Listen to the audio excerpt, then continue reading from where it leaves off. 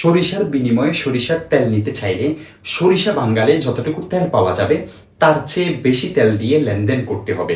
তাই 1 কেজি সরিষার বিনিময়ে যদি 1 কেজি সরিষার মধ্যে 200 গ্রাম তেল থাকে, তাহলে এর বিনিময়ে 220 বা 225 গ্রামের বেশি তেল দিতে হবে, যেন সরিষার মধ্যে যতটুকু তেল আছে সেটারও বিনিময়ে সমপরিমাণ তেল হয়ে যায়, আর অতিরিক্ত যতটুকু থাকবে তা খোলার অর্থাৎ খোসার পরিবর্তে হয়ে যায়। এক্ষেত্রে সরিষা ও তেলে লেনদেন না করে উভয়টি টাকার মোকাবেলায় বেচা কিনা করা যাবে, অর্থাৎ সরিষার দাম নির্ধারণ করে টাকায় তা বিক্রি করবেন, এরপরে তা দ্বারা তেল ক্রয় করবেন।